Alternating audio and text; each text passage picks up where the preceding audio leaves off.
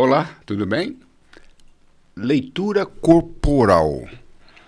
Quanto tempo você tem para alcançar a simpatia e a aceitação do seu ouvinte e, em certos casos, até mesmo o oponente? E a pergunta é: quanto tempo você tem para restabelecer ou estabelecer o rapport? Rapport é conexão, interação. Esta é uma pergunta que nós vamos responder no nosso podcast. Roda a vinheta, professor Calazans. Esta concepção está dentro do nosso curso de comunicação e oratória. E estabelecer uma conexão, restabelecer um rapport, ou estabelecer uma interação com o seu ouvinte é sim o ponto de destaque e muito importante que precede a comunicação verbal. E leitura corporal ou leitura não verbal, ela faz parte de vários dos nossos cursos. Então, o curso de pitch, técnicas de ensino, aula de debates, palestras, aulas de discussões, aula de vídeo currículo e neurostorytelling e muitos outros cursos.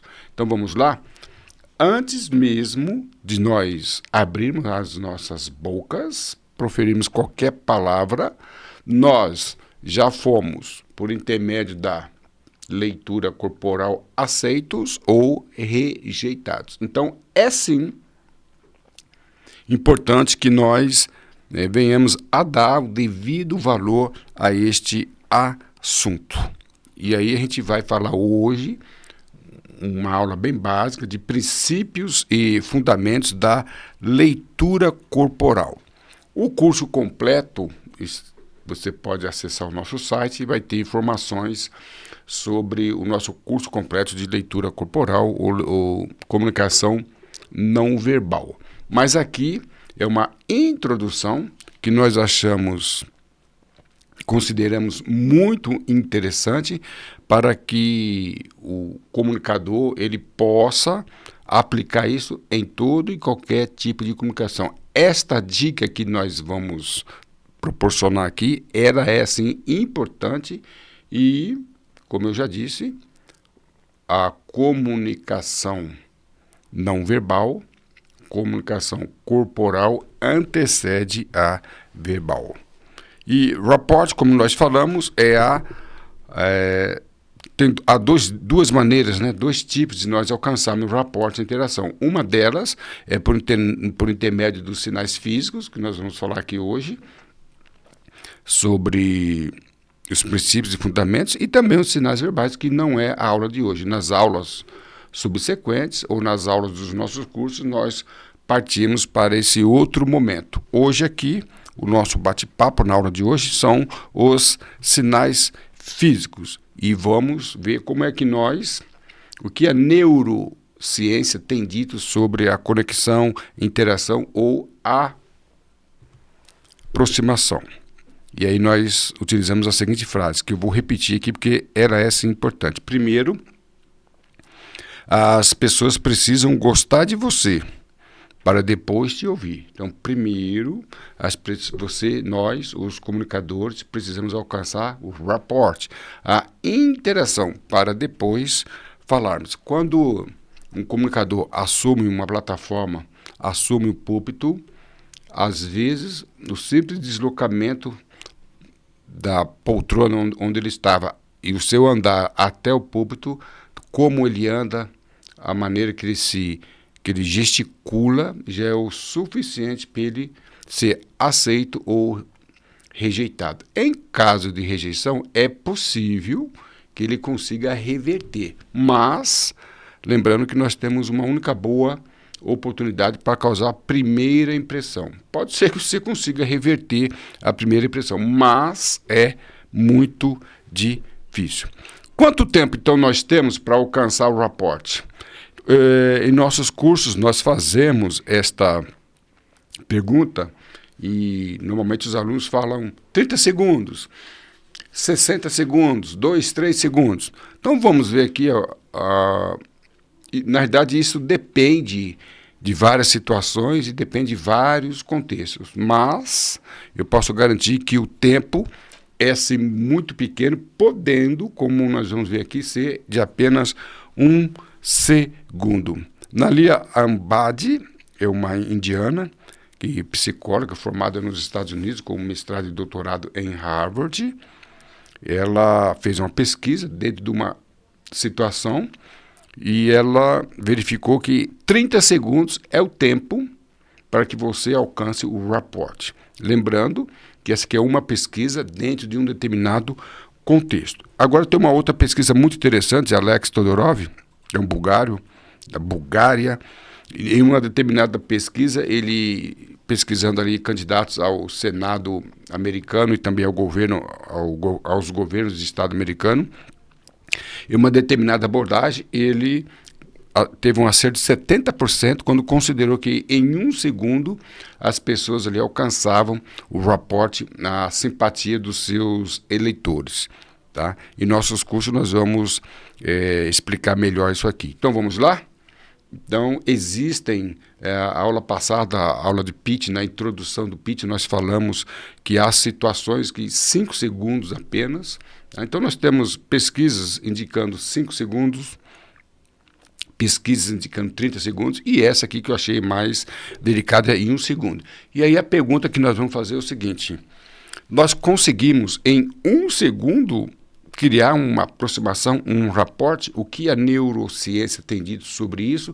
E como é, Calazans, que eu em apenas 1 segundo posso estabelecer um rapport, uma aproximação, uma interação com o meu ouvinte, com o meu interlocutor. Vamos ver como é que isto é feito. Olha a frase, vou repetir. Primeiro, as pessoas precisam gostar de você para depois te ouvir. Então vamos lá aos sinais físicos.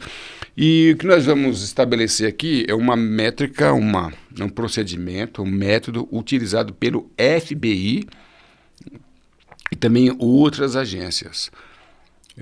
Vamos ver o que o FBI tem dito, e esta é uma ciência, lembrando que esse método utilizado pelo FBI é resultado de pesquisas, então é algo científico baseado em pesquisadores que tiveram também experiências de investigação no FBI. E aqui, olha que coisa interessante, nós estamos falando dos sinais físicos e nós vamos trabalhar com 3. Se nós trabalharmos com esses 3 sinais apenas, é claro que uma comunicação verbal, ela se prolonga entre outros aspectos, mas esses 3 é possível que com ele eu consiga rapidamente estabelecer um rapport, que são o sorriso, pescoço e sobrancelhas. Não sei porquê, mas não fui com a cara daquela pessoa. É uma outra frase que a gente vê muitas pessoas utilizando, e a pessoa fala, não sei porquê. Por que eu não fui com a cara daquela pessoa? Porque normalmente aquela pessoa emitiu um sinal físico que contrariou o rapport, que contrariou a conexão. Então, é interessante que eu vou transmitir aqui a ciência. Muitas vezes essas coisas acontecem e nós, de uma forma subconsciente, conseguimos fazer uma leitura. Talvez não saibamos explicar. Então eu vou explicar o que você já sabe. Nós vamos dar aqui um aporte científico daquilo que você já sabe. Então vamos inverter aqui falando do pescoço. Calazans, por que o pescoço, numa interação, ele é muito importante? Então vamos lá. Vamos imaginar uma presa. Já deve ter assistido filmes, considerando aí o mundo animal e considerando aqui a presa e um predador, né? Então eu tenho aqui, deixa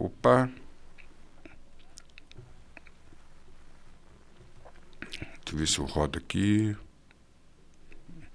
Então eu tenho aqui o predador.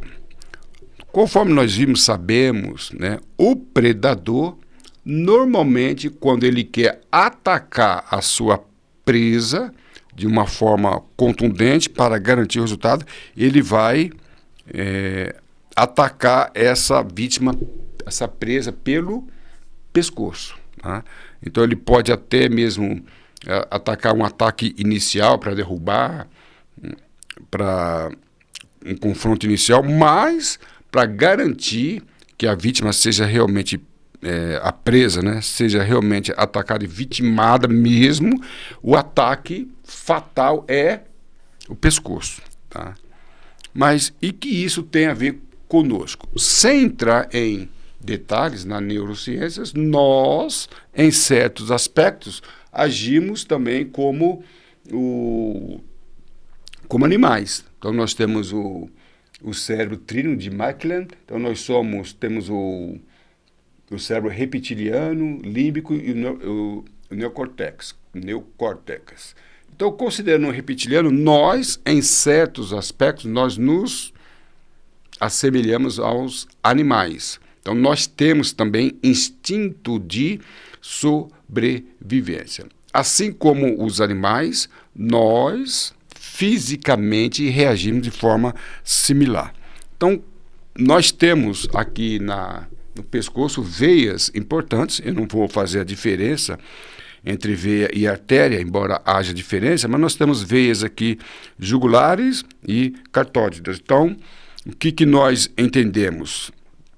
Inconscientemente, quando nós somos atacados ou quando nós sentimos vítimas, a nossa tendência é proteger o pescoço. Então, uma pessoa que está em estado de defesa, onde ela está se sentindo ameaçada, a tendência da pessoa é fechar o corpo, braços e outros órgãos, consequentemente também o pescoço. Então, quando eu me sinto, quando eu me sinto ameaçado, uma defesa, um réu, ele vai ter esse comportamento.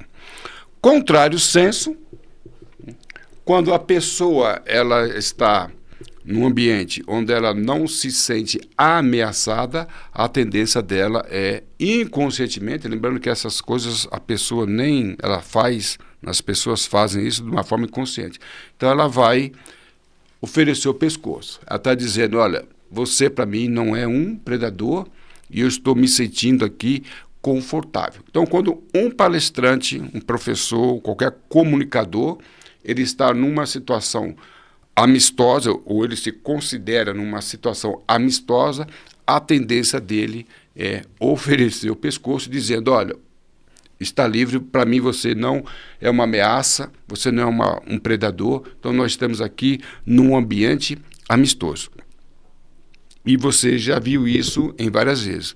Pessoas simpáticas, pessoas alegres, pessoas abertas, ela vem e normalmente ela tem um comportamento. Olá, você, como vai? Tudo bem? Então essas pessoas simpáticas, pessoas que têm um raporte, elas se comunicam assim, como vai você? Tudo bem?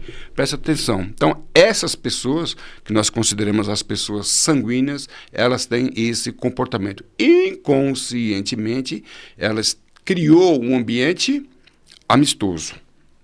Ok? Então, quanto tempo nós falamos, né? Quanto tempo você leva para fazer esse movimento? Esse movimento, em 1 segundo apenas, é o suficiente para você criar um ambiente amistoso. Já tivemos a oportunidade de frequentar júri várias vezes, como perito judicial, e quando um réu, ou quando uma testemunha que não está, a testemunha às vezes falsa, um réu que deve no cartório, quando eles não estão confortáveis, principalmente com a verdade, a tendência, como nós falamos, é fechar o braço e outros órgãos. Um deles é o pescoço. Normalmente, quando a vítima não, o réu ou uma testemunha está em condições confortáveis, o juiz, o promotor não oferece uma resistência, não oferece uma ameaça, eles estão de corpo aberto, tá? E um dos sinais também é a situação do pescoço. Na realidade, inconscientemente, eles estão protegendo aí as veias jugulares do pescoço. Então, é um sinal muito importante. Tá? E olha só que coisa interessante que a neurociência tem dito. Isso eu achei interessante, eu tenho estudado esse assunto há muito tempo, mas recentemente nós descobrimos que existe um hormônio, né, liberado no nosso cérebro que é conhecido como ocitocina. E a neurociência tem tratado a ocitocina como o neurônio do rapport, tá? Da aproximação. Olha o que a neurociência descobriu. Quando nós fazemos esse movimento com o pescoço, só esse movimento, é liberado no meu cérebro esse hormônio. No meu, né? E também no cérebro de quem está me vendo, que está olhando para mim. Que coisa! Um simples movimento desse é liberado hormônio nas duas, né, nas duas pessoas, é criado um ambiente amistoso, um ambiente de aproximação. Ocitocina é considerado por muitos neurocientistas como o hormônio da aproximação. Tá? Então isso aqui é ciência e nós temos comprovado isto na prática, no dia a dia. Tá? E o sorriso, então nem se fala, né? Mas só que o sorriso tem um problema. Esse sorriso aqui, ele é falso ou é verdadeiro? Quando eu falo do sorriso falso ou verdadeiro, eu não estou falando que a pessoa é falsa, seja falsa. Mas fica claro que esse sorriso não é um sorriso voluntário. Então, se eu começo uma palestra de uma forma insegura, às vezes não estou seguro em relação ao assunto a ser proposto, não estou seguro em relação às pessoas, não estou seguro em relação a vários aspectos. Quando eu dou esse sorriso, eu estou mostrando insegurança. E antes de eu iniciar a palestra, antes de eu abrir a minha boquinha, a plateia já percebeu que há insegurança e ela já perdeu a credibilidade. Então essa pessoa pode ser verdadeira, ela pode ser honesta, mas este sorriso, que nós vamos falar aqui de sorriso falso, ele não transmite segurança, não transmite credibilidade. Ok? Esse outro sorriso também não transmite. Nós traduzimos como sorriso falso.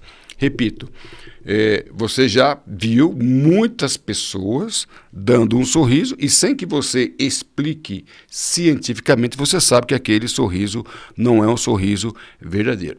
Se você está inseguro, não tem segurança, não consegue transmitir credibilidade, numa situação dessa é até melhor que não sorria, pois o sorriso, para que ele seja voluntário, a pessoa tem que se sentir segurança. Repito, um sorriso desse foi o suficiente para que você não transmita uma segurança.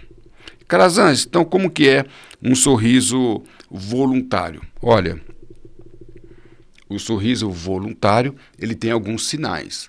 Para que ele seja voluntário, né? Na verdade, nós precisamos entender que nós não sorrimos com o rosto, nós sorrimos com o cérebro. Então, se o cérebro estiver feliz, se o cérebro estiver contente, se houver segurança, lembrando que o rosto, ele apenas representa o que está acontecendo no cérebro. Então, na realidade, eu não gosto dessa expressão na leitura corporal. Na realidade, é leitura cerebral. Eu vou, por intermédio do rosto, das mãos, do corpo, ler e saber o que está acontecendo no cérebro da pessoa. Então, se a pessoa não estiver lendo, melhor, feliz, contente, segura com o cérebro, de alguma maneira, ela vai mostrar isso através do corpo. Então, corretamente, não é leitura corporal, é leitura cerebral, através do leitura cerebral, através dos movimentos e sinais do corpo. Então, repito, eu antes de dar uma palestra, uma aula, eu tenho que estar bem com o meu cérebro, com a minha alma, com a minha mente. Se eu estiver bem com a minha mente e com o meu cérebro, eu vou conseguir transmitir isso. É por isso que muitas vezes você que não é neurocientista, não é psicólogo, não é psiquiatra, consegue perceber que a pessoa está numa situação nervosa. Tá? Por quê? Por intermédio do seu movimento corporal, ela representou isso.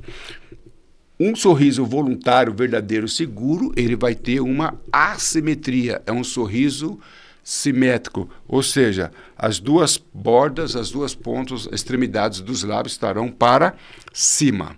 Tá? Então esse aí é o sorriso.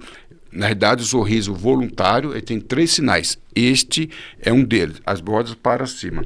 O outro detalhe é que quando nós há vários músculos, né, no rosto, no sorriso voluntário, os músculos são acionados, então as extremidades dos lábios vão para cima, aqui nós temos um colchão de ar, e aqui também normalmente há uma expressão facial da colchão de ar. E essa colchão de ar, esses colchões de ar também pressionam as rugas, que são consideradas rugas da felicidade. Inclusive, essas rugas dão até em criança. Então, são 3 sinais.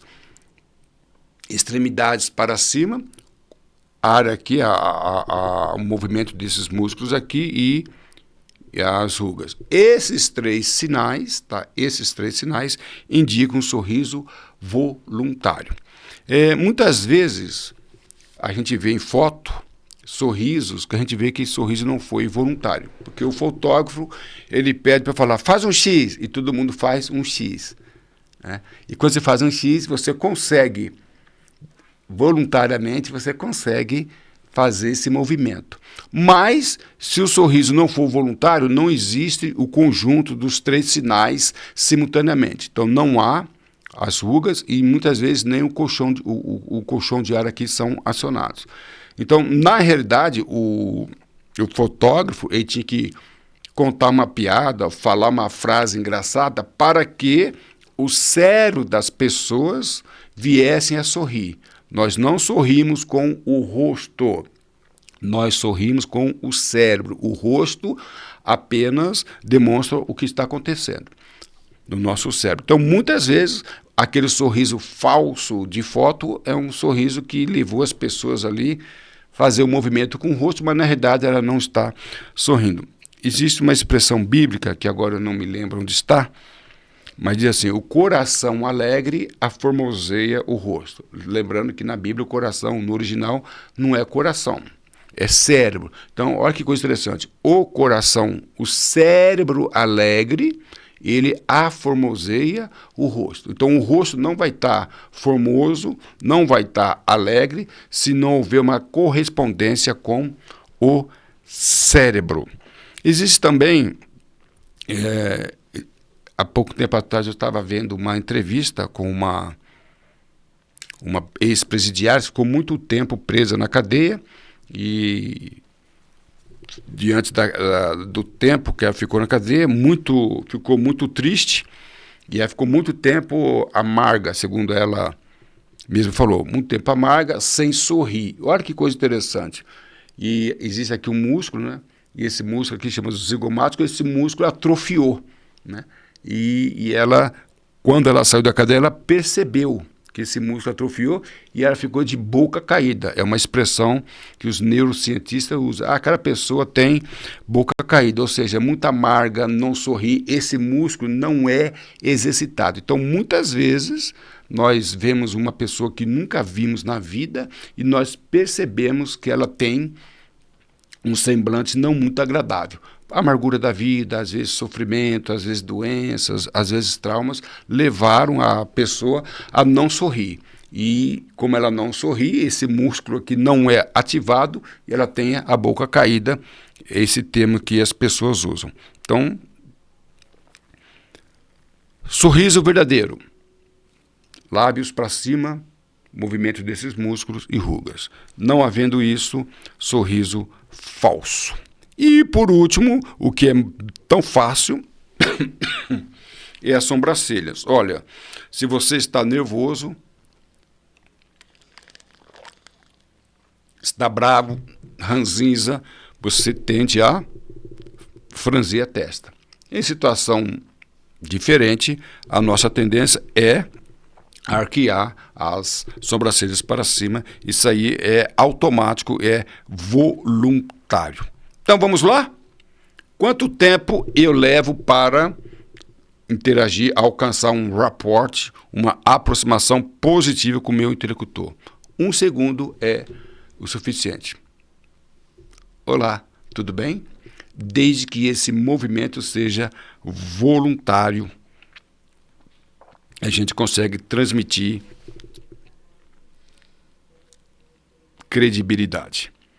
Repito, o FBI, quando faz interrogatório com os seus interrogados, em várias fases da investigação, ele tem como ponto de partida esses 3 sinais, dentre vários outros. E isto nós podemos usar em nossas comunicações, cursos, palestras e aulas. E aí eu dou uma sugestão para que você preste atenção nos jornalistas e apresentadores de televisão. Eles usam e utilizam essa técnica. Às vezes não é um sorriso escrachado, alguns dão um sorriso contido, mas muitas vezes começam boa noite, né? E aí começam a apresentação. E assim nós acabamos a aula de hoje, lembrando que esse assunto é apenas uma dica, principalmente para quem vai fazer comunicação presencial ou quem vai fazer comunicação em vídeo. Comunicação por áudio, sem a apresentação pessoal da pessoa, existem outras estratégias. Mas para quem vai fazer uma apresentação em vídeo ou presencial, são muitos outros sinais, mas esses 3 nós consideramos imprescindíveis para que você possa começar uma boa comunicação. Conheça o site Professor Calazans, ali nós temos vários outros cursos, inclusive o curso completo sobre comunicação e oratória. No nosso canal do YouTube, nós também temos vários vídeos sobre esse assunto e outros relacionados, ok? A sua atitude define a sua altitude. Voe alto, estude com o professor Calazans. Para mim, professor Calazans, foi sim um grande prazer tê-los a bordo. Um abraço e tudo de bom.